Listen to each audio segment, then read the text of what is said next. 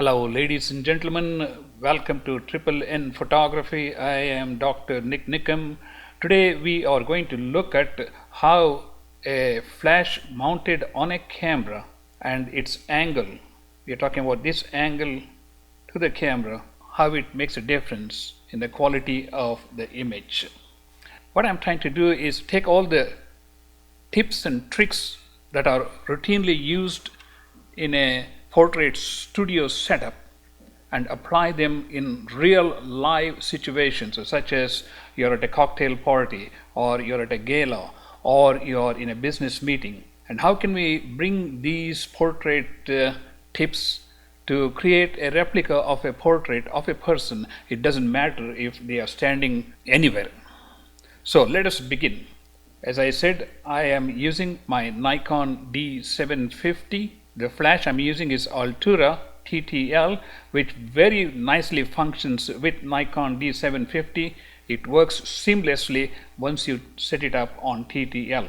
The main purpose of this presentation is to see what angle of the flash is most appropriate to get portrait-like pictures.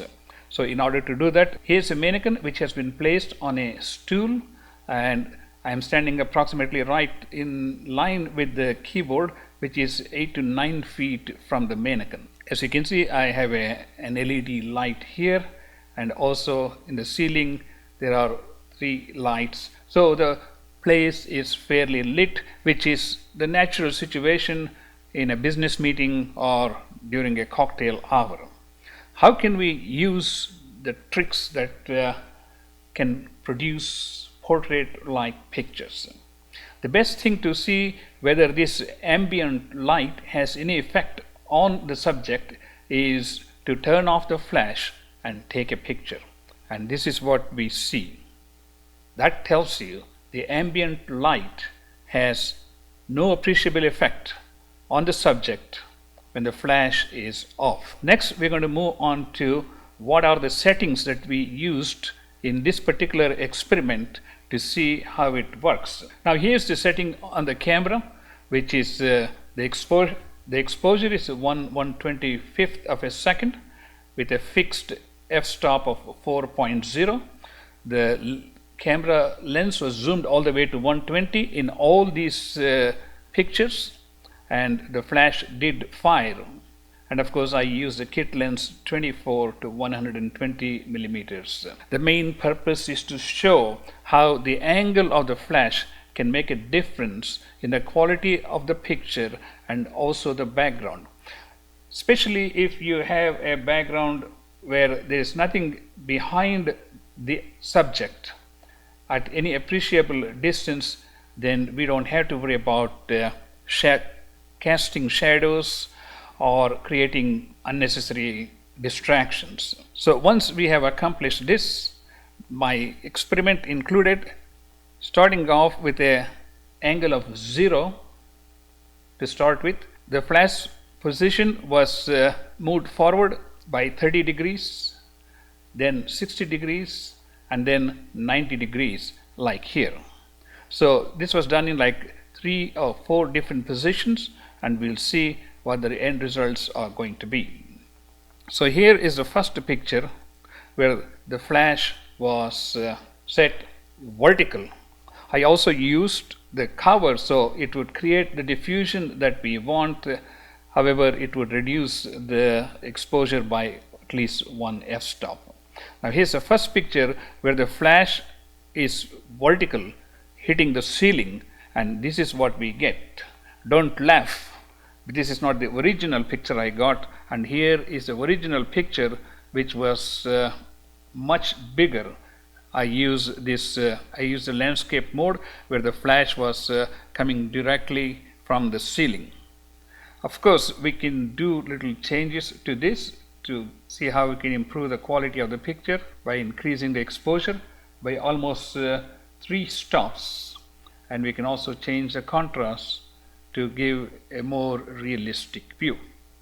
So some of these changes can be done in the Lightroom after the pictures have been taken, but the best thing is to do all these changes before we click the button. So let's move on to and this was when the flash was 30 degrees towards the subject, and you can see there is some improvement, but it is not good enough. Again, this is taken from this much larger picture. Eventually we may want to use a vertical mode or the portrait mode. However, when we use the portrait mode, remember the flash is going to go either on the right side or the left side of the subject, so that one side of the subject's face will be lit brighter than the other side. That's another story which I covered in another video, which you can look up.